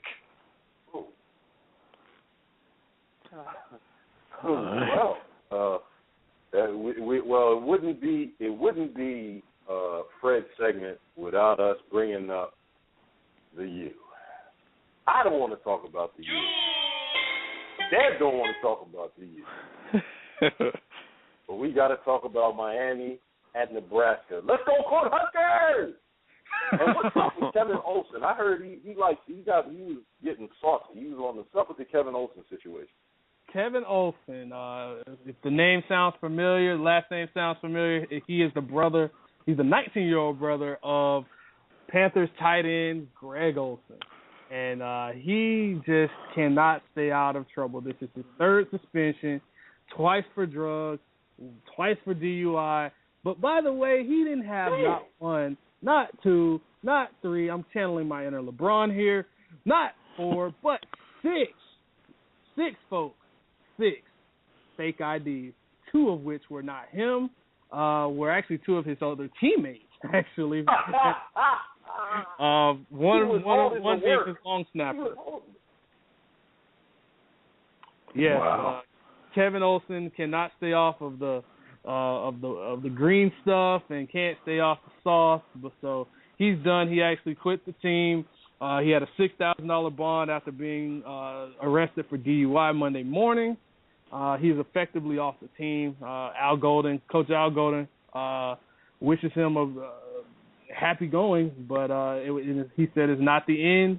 But at the same time, things must go on. He was actually in line to be the starting quarterback until, he got busted for the green stuff. You can't keep getting in trouble, man. He was a top-rated quarterback out of high school from the New Jersey area. Actually, Coach Al Golden is very good friends with his family, of all things, and wow. I guess he thought Coach Golden was going to play favorites with him, and it didn't happen. Come on, Kev. All right, well, who's going to win the game, real quick, before we get to your rankings? I'm very, very. Olsen already lost the game.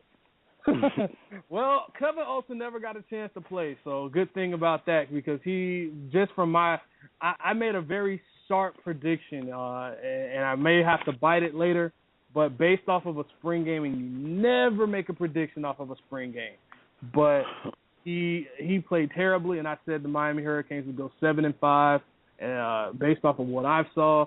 and based on the talent that they have, the young talent that they have. So I'm sticking with it. I got to stick with it. But I really think Brad Kyle is finally coming out of his shell. The offense, if they can open up the offense, get Duke Johnson going, I think this game can be close, but I still don't think the Miami Hurricanes have it in them. They're going to have to produce points. Amir Abdullah, the running back for Nebraska, is a complete animal. If you do not believe me, go back, watch the last couple games, the ending of the Mid-East State game. He completely pulled he had to hit the juke stick, the spin button, whatever it is on Madden. He did it. He did it. He had 99 triangle, X, left one, L1. Yes. He did all of that, and he scored at the end of the game. And it was an amazing play. Amir Abdullah is a very good running back, and the Miami Hurricanes struggle stopping the run against physical teams and quarterbacks that are able to run and pass. This defense is very aggressive, but at the same time, as good as this defense is, the offense has to produce points, and I don't think they can produce the points. I see Miami losing this game 31-27. All right, well, real quick before we get you out of here, give us your power rankings for the week. Give us your top 4 teams. Right now, I have Florida State hanging tough at number 1. It's hard to knock them out. No one else is really taking them down from that. So I have Florida State number 1, Oregon number 2, even after a slow start. Alabama number 3, Oklahoma number 4. Oklahoma is. I'm still trying to figure them out, but no one else is taking them out from that number 4 spot. And Oregon, they will have to start off better, especially after having some key offensive line issues to stay in that top 4. All right, so let everybody know where they can get in touch with you during the week. Well, you guys can reach my work at sportstalkflorida.com. Always covering the latest with the Miami Hurricanes, and I might talk a little college football here and there. But the main focus is the Miami Hurricanes, as well as you can reach me on Twitter at FPurdueSports. I talk about a little everything there, mainly college football, mainly the Miami Hurricanes, but I dabble in the NFL a little bit, oh, yeah. Especially when it's the New England Patriots. But and he does mean dabble. And of course, y'all can catch him on Field Vision every week with the guys from War Room Sports and the guys from Sports Kings. That's at warroomsportstv.com. All right, Fred, man, it's been real, and we will see you next week. All right, guys, thanks for having me. All right, thanks for coming on. Absolutely. Fred Purdue. Yes, sir. College football fix for all you college football heads out there. Let's get into this NFL talk, Jim, because we gotta talk to Dr. Monique Roll, our favorite podiatrist. Let's go. Let's talk about it. Let's talk about them ish. Yo, you can now hear our show, The War Room, on Stitcher Smart Radio. Stitcher allows you to listen to your favorite shows directly from your computer, your iPhone, your Android phone, and your BlackBerry or Palm phone. But if you happen to have a BlackBerry or Palm phone, immediately go to the roof of your home and jump off and kill yourself. The latest episode is always available for you. No syncing needed and no memory or storage wasted. Downloading is easy. Click on the Stitcher logo on our website, which is warroomsports.com, or go to stitcher.com/The War Room. Listen, make sure you use the promo code The War Room, that's THEWARROOM, because it will enter you into a contest where you can win millions and millions of money. Let's talk football, gentlemen. Bang, bang, bang, bang. All right. We're getting ready to bring our favorite doctor on to talk about RG3 dislocating his ankle. So, Dev, you want to go ahead and bring her on? Yes, sir. As everybody knows, the Washington quarterback, Robert Griffin III, has gone down with yet another injury. He will be out for quite some time. And, after we talk to the good doc, we'll give our thoughts real quick on, how we think the team will fare without him. But let's go to our guest real quick. All right, we have our guest on the line with us, the War Room's favorite podiatrist. You guys have heard her before. She comes in and, gives us all the knowledge, kicks all the actual factuals when we need some information on your favorite players getting injured. And in the Washington area, there's been a really, really big injury that went down on Sunday to quarterback Robert Griffin III. So we'd like to welcome Dr. Monique Roll of Alexandria Podiatry Associates. What's up, Doc? How are you? Hey, y'all. How are you? I'm good. Thank you for having me. Good. We're good. You're good. RG3, not so much. All right. So the prognosis for his injury that he suffered on Sunday is a dislocated left ankle. The MRI that they did on Monday, it revealed no fractures. So let me ask you a quick question, Doc. What's the difference? Now, this is for the audience out there, because people might not be 100% clear on, what all this is. What's the difference between a dislocation, a sprain, and a break? Like, what is he going through right now? Okay, so I'll start with a fracture. A fracture is actually when the bone is broken, when the structure of the bone is compromised. You have a break, a crack, and of that manner. A sprain is a strain of a ligament, whether it's a stretching. It can even be a partial tear or a complete tear of a ligament, and ligaments hold bones together. A dislocation is when the anatomical structure of a joint is compromised. So somehow it's shifted out of alignment, and it's a misaligned type of joint. So something is popped out of the proper alignment. So that's a dislocation. Right. Now, when I was watching it, I could, you could kind of see his foot facing in the wrong direction while he was laying on the ground. Not really the wrong. It seemed like it popped out. Now, he's out indefinitely, but how long would it generally take to heal from such an injury? And, what do you have to do? What's the process? Well, the first thing that has to be done is to do a close reduction. You have to get the ankle back in proper alignment, and that's important for several reasons. One, especially, is your vascular compromise. So there's arteries, nerves, and veins that give supply to the foot and ankle.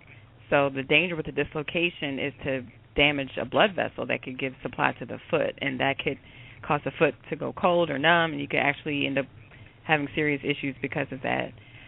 Second thing is to get swelling down. So when you have a stretching or a severe trauma like that, your body wants to swell in reaction to that. So I know one of the main things they did was brace him and wrap him and ice him and get the swelling down. Right. So as far as how long, that can take months. Even though the MRI, from what I understand, is negative, didn't show any fractures, a lot of times there's still, technically, there has to be some type of ligament damage to his ankle. I'm concerned about his soft tissue more than the bone, because that's very concerning. So as far as time, it could take months. It could take several weeks to months to truly heal. So in the sports world, I know that doesn't really happen, but it really takes several weeks. So. Dr. Roll, this is Jimmy. I have a quick question.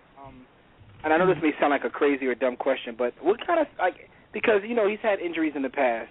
Is there something that he could be doing wrong to, always get injured with his knees, ankles, or foot, or what have you? Are there some sort of preventative measures people who are athletic can take? I mean, he's playing a dangerous sport in football, but he wasn't even really hit. Is there something about the way he runs or anything that he can do to prevent these things? Yeah, that's a great question, actually, because a lot of times overuse injuries or traumas happen because of sometimes not being warmed up properly, not having strong muscles, so not stretching. All of those things can lead to injury. So I know they do warm-ups and all that type of stuff, but that's just that can definitely help. But it's sport. Football is one of those sports that's just so aggressive and so physical that it can happen to anybody. Plus, now I have another question. He's a track athlete, Jimmy, and I don't know if that has anything to do with it, but he's a track athlete, and to me, he definitely seems like he's thinner than the average. He's thin, he's very lean. So basically, what both of you were saying is he need to hit the gym. That's what you're saying. Yeah. He needs some PEDs. Those calf muscles and those tendons and everything. Well, Doc, you brought up something I want to ask you anyway. And I know a lot of our listeners, are gym junkies. Is it better to stretch before or after your workout, or both? Well, I would say this: before you do quote-unquote workout, whether it's a high impact or high cardio, you should definitely warm up. Whether it's doing a brisk walk or walking in place, you should do that. Stretching is, in my opinion, is better to do after, especially once your muscles have warmed up. Sometimes over-aggressive stretching when your muscles are cold can cause strain. So that's what I would say. Some people don't stretch at all, which can lead to injury because you're not warming up properly, not flexible. So that can lead to lack of flexibility when you have an injury. Your body's not trying to adapt to that particular situation. It can cause injury. Understood. Okay, thanks. Okay, so what you said about the healing time, that makes sense because they haven't, in sports, they usually give a finite amount of time, like he'll be out 4 to 6 weeks, but in his case, he's out indefinitely. So it's basically like what you said, they really don't know. I guess it's different for everybody and how they heal from this injury. But because there was no break, he's very optimistic that he'll be back before the end of this season. Now, my question to you is, if he comes back this season, like, what are the risks associated with going back out there and playing on this kind of injury? Is it something that's easily, like, can he be re-injured easily?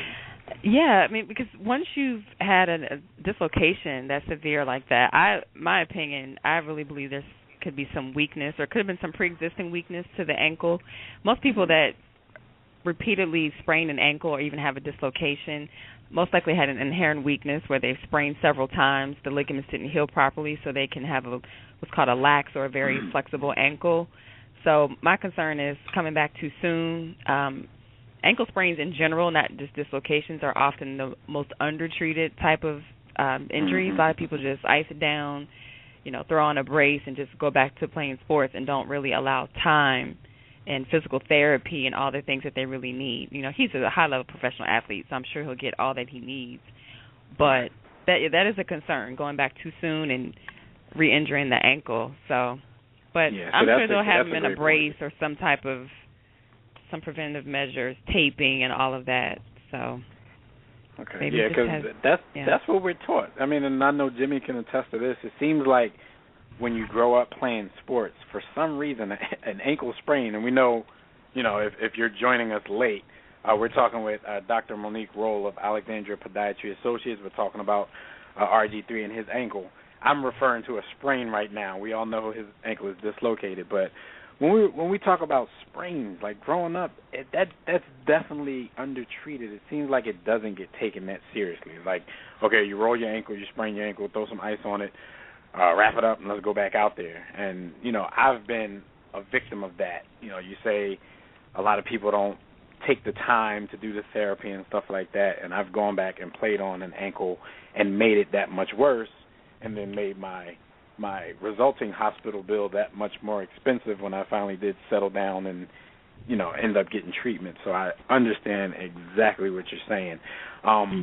If you, I know you're not, actually treating Robert, so you don't know how severe his case is, but just off, what we've seen, what we've heard, what we've read, would you advise him not to try to go back and play this season, or that's something that you would definitely have to actually see? I know. Without examining him or seeing any of his studies, it's hard to say, but ideally it would be better to just let him sit out the rest of the season, because you want to go back right. You don't want to go back rushed and not really ready, because it can happen again. And there's no... it can happen anyway. You can't prevent it, but I just think he should be wise and not rush back into going out there. So well, in his case, it's a little bit different. He was already looking over his shoulder at his backup quarterback, and as soon as he gets hurt, his backup comes in and lights it up. So he might want to. I can see. Put it this way. I can see him rushing back again, because I think he kind of rushed back from his knee injury. I can see him rushing back again because he's in a place now where he's not 100% sure that if he doesn't come back and prove that he's the quarterback that they thought he was, he might not be the quarterback of his team, moving forward. So I can see bad things happening just because he might be afraid for his job right now. But Doc, as usual, you've given us a wealth of knowledge. We love the information, and we welcome you back to the show anytime, every time. I mean, it's a bad thing that we have to talk to you when somebody's hurt, but hey, that's your profession. Yes, I know. I appreciate it. I love you guys. I always love coming and talking about injuries and all those great things. Tell everybody out there where they can find you, your website, your Twitter address, wherever you want to be found. Let them know. Yes. So we have 2 office locations, Alexandria and Annandale, Virginia. It's alexandriapodiatry.org. You can also find me on Twitter and Instagram at Dr. M. Rolle, so it's DRMROLLE. So please look us up, come in, and let us take care of you. All right, Doc. Like I said, we love having you, and we will talk to you the next time somebody tears up their ankle or their foot or their lower extremities, as you guys like to say. So thanks again for joining us. Thank you. Thank you for having me. See you guys later. Take care. All right. Bye-bye. Dr. Monique Rolle, Alexandria Podiatry Associates. RG3. Yeah, man, that's crazy. She kind of broke down everything that he's going through and how to prevent these things. But my question to you, gentlemen, is this. How will the Redskins as a team fare now without the Cornball brother, a.k.a. Bob Norbit? I know they have a defense equivalent to the '85 Bears, but is that enough to make this team compete for a division championship? What do you guys think? I just want to get this out of the way. Jimmy, a suspension will be handed down for you calling Robert Griffin III Norbit and the Cornball brother. We don't stand for black-on-black crime on the air here at War Room Sports. And you will receive a 1-episode suspension. No, I earned it. I take it kindly. What do you guys think, though, about the team? I think for the offense that they want to run, which is a version of the West Coast offense, they're actually in better hands at this point in the season with Kirk Cousins. He kind of scares me. As an Eagles fan, and as an Eagles fan, he scares me because we have to face them this coming Sunday. I'm still not a believer in our team, even though we eked out of that victory with the Colts. Shout out to Pep Hamilton, all HU Bison love. Thanks for getting conservative with the play calling on Monday night and allowing the Eagles to win that game. But the Redskins do have a much improved defense. They got rid of London Fletcher, who was a liability matched up in coverage, and they replaced him with some young, fast, athletic dude. Kerrigan, when he can stay on the field healthy, is actually a very, very good outside linebacker, very athletic, good rushing the passer, good dropping back in coverage.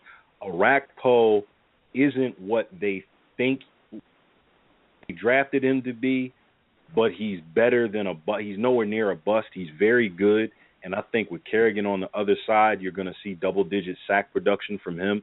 So he's good. They just need help on their back line. Their safeties are still weak. Their corners are still kind of questionable. Overall, what do you think the record will be? I mean, if he can't come back, let's just say he doesn't play again this season. Like, what would the record be? I got him going somewhere between 8-8 and 9-7. You know me. I mean, was it the same before with him? Yeah, I actually had them the same. The thing with the Skins is I give them. I'll say 9-7 with him, and I'll say 8-8 with Bob Norbit or RG3. Dave, what's your opinion, Dave? I don't give. I'm not afraid of Kirk Cousins as a fan of a team in the division. I do think for what they're trying to run, he's probably the better quarterback for the team right now. That isn't to say that he's better than RG3, because Kirk Cousins doesn't have a sample size to show us that he's better than RG3.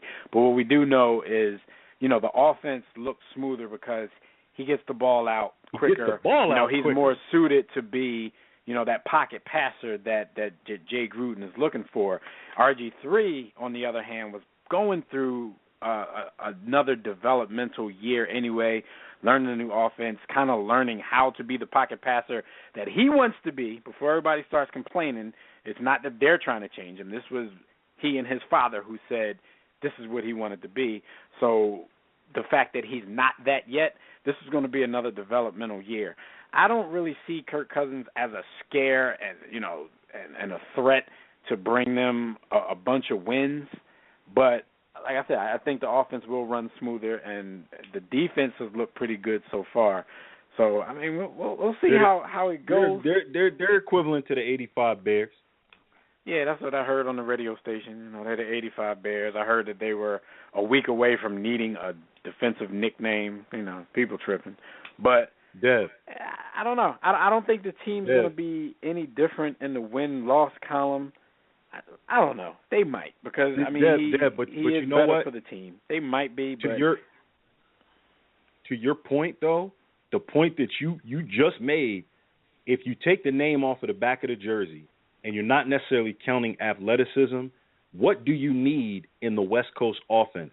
Decision-making, decisive decision-making, accuracy, and the ball coming out quick. I say he's the better quarterback for this team right now, because Robert Griffin is still – he was going to be under a developmental, year, trying to learn how to be that pocket passer that they need. So, it's obvious. I mean, come on. They scored 6, and then they scored 41. It was the Jags, but we'll see.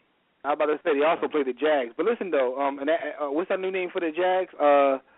We call it Jagatussin. Anyway. Jagatussin. Yeah, Jagatussin. That's it, Jagatussin. And that's because they're medicine for any team struggling. As soon as they come in, you put up a bunch of points, so it's Jagatussin or Jagwill. But listen, though, he's going to be rehabbing now, trying to come back, pumping himself full of drugs, and he wants to make sure that he doesn't get caught up in anything. I know the NFL has a new drug policy, so Dev, break down what the new policy entails. No doubt. The new policy that was agreed upon, they're going to do the highlights. They're testing for HGH now. You got third-party arbitration for appeals and not just going to Roger Goodell. Of course, the players who were already under suspension, their punishments have been lessened. Welker, Orlando Scandrick, and Stedman Bailey are actually returning this weekend. Josh Gordon, his ban has been decreased to 10 games. You get up to 6 games for a first violation. I say up to because it depends on what you did. It's 2 games for a masking agent, 4 games for steroid stimulants or HGH, 6 games for trying to manipulate the test results, and you get a 10-game ban for a second offense, a minimum 2-year ban for a third violation, and an off-season positive test for stimulants covered by the new policy. So that's the new drug policy in a nutshell. They're actually meeting as we speak to get a new substance of abuse policy. And that's just like street drugs, weed, and all that kind of stuff. So we'll see some new rules on that as well. So that's what they've bargained. That's what's going on. That's right. We have about, say, 9 minutes left, but I'm going to ask you guys a quick question about some teams. I'm going to throw some team names out there and ask you a quick question, right? It's only week 2. Only 2 weeks have passed. Week 3 starts this evening. But you have teams like the Seahawks who lost to San Diego, the Packers who had to come back and win in their game, the Saints who didn't look too great, and the Colts who were 0-2 after 2 tough losses. But then you have like the Eagles who are 2-0, still didn't look that great in both games, the Niners who found a way to blow a game, and the Patriots who come back to win again. Now my question is this. After 2 weeks, is there any team that stands out to you that either you were, too hard on them, they're better than you thought, or they're worse than you originally thought? Any team that comes to mind? I'll start with you, Dev. Real quick, for me, I want to put my focus on the Seahawks and the Packers. And for me, it was really just 1 week when I kind of started to notice, and I'm not a quick decision maker. I'm not making a decision on any team that fast. But a lot of people, because they're the defending champs, kind of lost their mind over the way the Seahawks beat the Packers. I think my opinion on that was I was more so looking at the Packers as maybe being a team that may not be as good as a lot of people think, including myself. The Seahawks, everybody was so high on them, and then when they lost to San Diego, now all of a sudden everybody's panicking. I mean, it's the NFL. You're going to lose games. You're not going to win every single game. So I'm not really panicking about the Seahawks, but only thing I can say about them is I don't think they're as good as everybody thought because of week one, and not because they're just not that good. I think the Packers are not who we thought they were. The Packers pulled off a comeback win, but, you have to question how they got down to the Jets like that in the first place. And, teams like the Packers and the Eagles, if you're going to make your MO off getting down and coming back, that's not that safe of an MO. But you can check out most of my comments on this on War Room Sports TV and our latest episode of Field Vision. So I'll let B. Austin give his opinion since he wasn't on. B. Austin, hold on. Before you get your opinion, B. Austin, I'm going to ask you a quick question. But I just want to say something about what Dev said. In terms of the Packers and the Seahawks, I think the Seahawks, I still think they're probably the best team in the NFC. They played a team that's pretty good.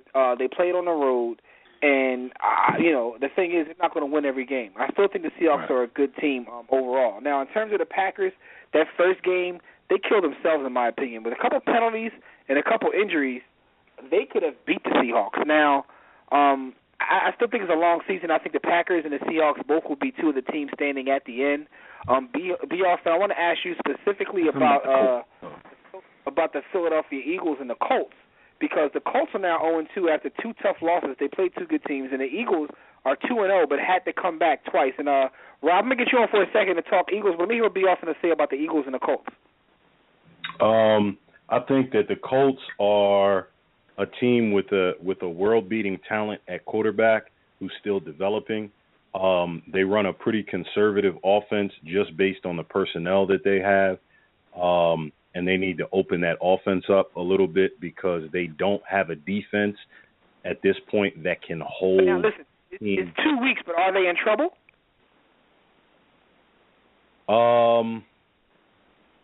Yes and no. I don't think they're in trouble to a point where they would need to write the season off after 2 games. They have the talent to be a winning football team. But they're a pretender in terms of being of contention for a title because their defense just isn't that good. The defense isn't good, and the offense doesn't really put up points because of conservative play calling, and their running game is what they depend on. Reggie Wayne is still a great wide receiver all time, but he's not where he was in his prime. T.Y. Hilton is an overrated athletic bum. Well, Austin, I pretty much think their trouble is minimal just because of the division they play in. I think you can make up ground. You can make up 2 games in that division. The Texans, like I told you guys in the beginning, might do something, but I don't think it's going to be playoffs. So they can still catch the Eagles. B. Austin, in 20 seconds, tell me what you think about the Eagles. Still not a very good team. Still going to win their division. Still somewhere between 8-8 and maybe at best 10-6, but we can't beat anybody. We can't beat any of the marquee teams in a playoff contest, but we'll win that division. Well, I wouldn't say in a playoff contest just because it's one and done and any given Sunday. I would, if this was a sport where you do series, then that'd be a different. We're not a contender. My quick thought about the Eagles is that.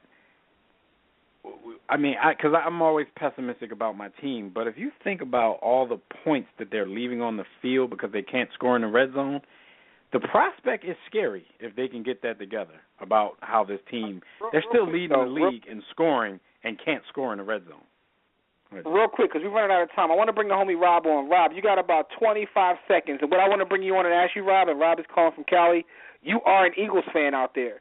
What do you think about your Birds? Try to be fast, homie. Man, I just expect improvement every game. Right. I don't expect the Super Bowl, just improvement. That's all I got to say. Okay, so you think they can contend? They can. We'll win a division. Hopefully, we'll win a division, but we won't win a Super Bowl. Not yet. If Foles needed improves. At the very least, what you want is improvement from last year. So if they could take that next step, maybe make an appearance in the NFC Championship game, that would be positive. But that'll be a positive That's step. a great I don't know if they season. can get there, but that miracle. would be a positive step. That'd be a miracle. Rob, thanks for your call. Hit us up next week. Call a little bit early because we ran out of time now, but we appreciate the support as always, homie. And hit us up, all right? All right, peace. All right, one. The way the top teams are playing in the NFC, I don't know if it'll take a miracle. Same thing. I mean, yeah. I mean, it's true. I mean, but again, it's only been 2 weeks. Yo, we run shotgun plays to pick up 1 yard. I can't. Yo, I'm going to chill on that note. Everybody, thanks for joining us in the War Room, good people. A shout out to everybody who chimed in from Facebook, Twitter, all the calls who chimed in. We appreciate it. Those calls we couldn't get to, we apologize. Special thanks to Fred Perdue and Dr. Monique Rowe for tuning in with us and actually joining us to give us some game in college football as well as what's going on with RG3. Tune in next week, same time, same place, right here or on demand on the WRS Podcast Network for some more great sports talk. Hopefully we'll get to recap Week 3. Nobody gets arrested for terrorism in the NFL or anything else crazy. We don't want the charges to keep continuing. But as always, Facebook, Twitter, at War Room Sports, WarRoomSportsTV.com for the video content, WRSPN.com for our podcast network. Until next time, everybody, don't accept mediocrity and be steadfast in the war against ignorance. We'll see you chumps on top.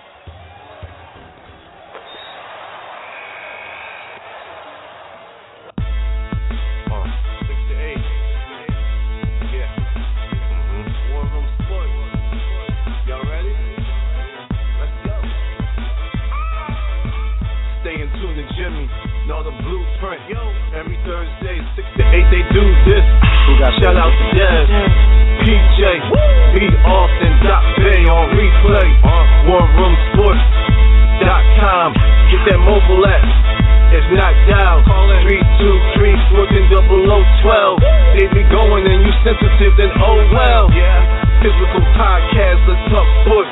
Showtime like magic in the block push. Listen live, push 1 to join in. Rip your team or listen for your enjoyment. Hip hop dollars, pit stop and knowledge. Should be in sports credits, I ain't talking college. 5 guys, no beef though. Corporate secret, but the streets know. Belafonte, I got a G flow. KC, royalty, I'm in beast mode. 2 hours, get your game up. Who's the best in sportscast? You better name us. War Room Sports. Yeah. You know? Jimmy. Dez. TJ. Doc Bay. B. Austin. I'm shot. Up and coming on the beat.